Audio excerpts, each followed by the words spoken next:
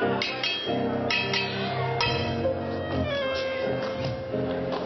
a train that comes from Namibia and Malawi. There's a train. I was bewitched with music when I was born. And I didn't go into it to be noticed. Like I used to get beaten up for singing at home. Tula, you know what I mean? Because I was just like music, but the teacher would be talking to me and I'd be looking at him, but inside I'd be hearing a song.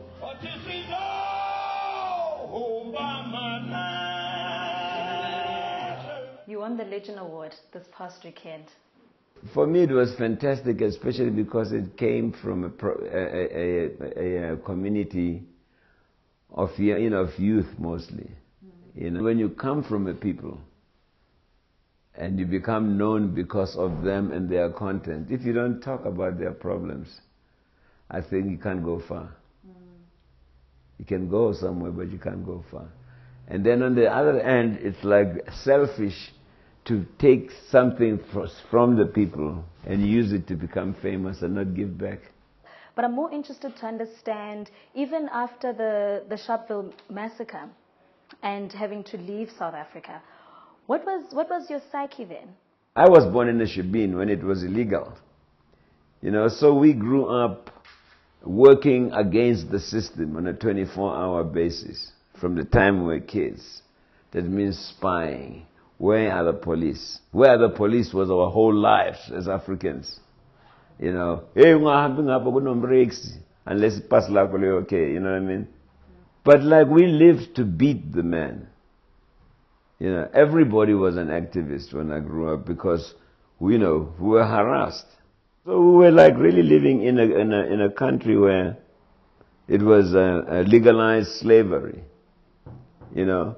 But the resistance to it was not organized by politicians. You know, they were just people who were inspired, but they knew that the people were with them.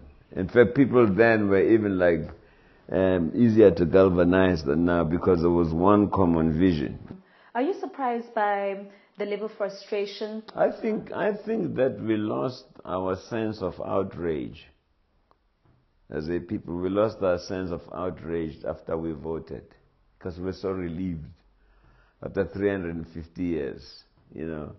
So when people started raping 5-month-old babies, something that in the 1970s or 1980s would have drove us crazy as a nation, you know, we just went, hi. And even now, I mean, like, hey, they say every 2 minutes a woman is raped in South Africa. You know what I mean? And we don't have any outrage over that. To us it seems like, hi, Sizotini. You know? And then the scarier one is that every day 3 women are killed by either their lover or their spouse. And the total, the South African annual total, exceeds the global total. So you can see where our country is just in the mindset of how we think about women. It's disgusting. Really disgusting. Because we come from them. But we just take it as you know, it's okay. You know. In fact, men feel like they're entitled to do anything to women. Shaya. You know, and that's like, oh, and then it's gotten so like some women like get worried if their husbands don't like beat them. Yes, the whole week I'm worried. I'm sure you're chola. Would you say we are going through a period of reclamation? If you don't bring back some kind of restoration of heritage into their lives, including language and a little history. When they ask them who they are, they're definitely going to say, hey, they say we used to be Africans long ago. Because at that time they won't even be speaking. I mean, many of them don't speak African languages now, especially in urban homes. The saddest thing is that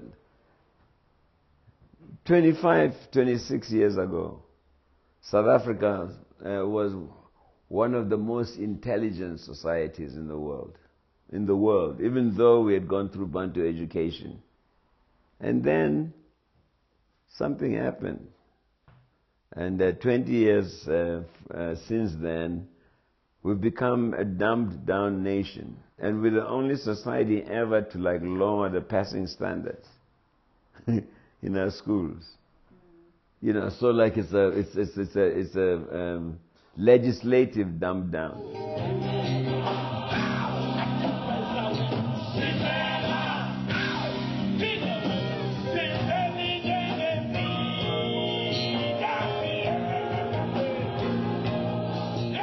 The damage that human beings make a tsunami. You know, look like the emptying of bathwater.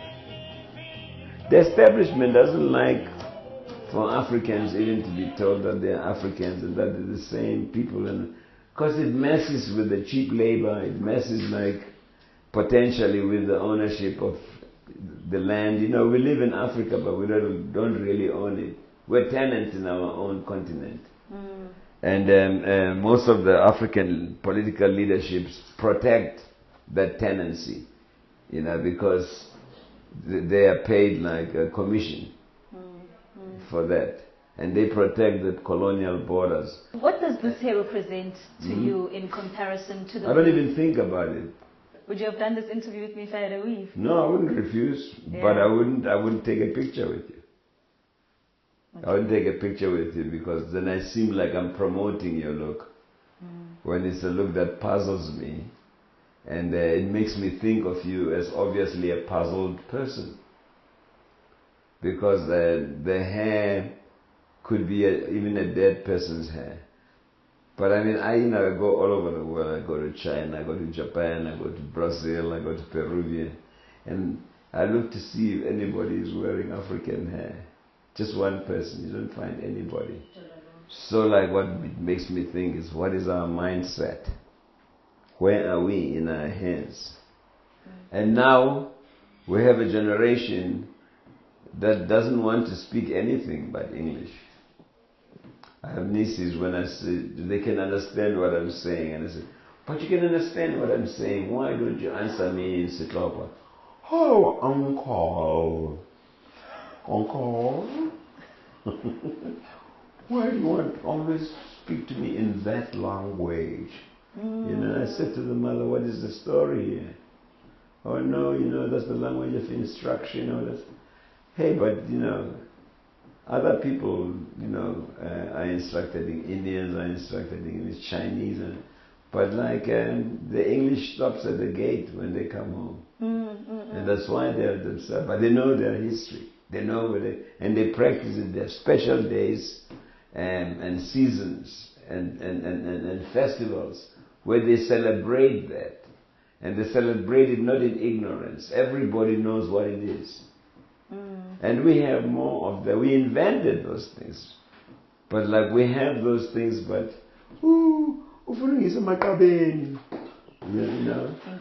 don't like to mix with the Amabinka. Amabinka. So Amabinka. Binker. Yeah, but I just don't have time for those Amabinkas.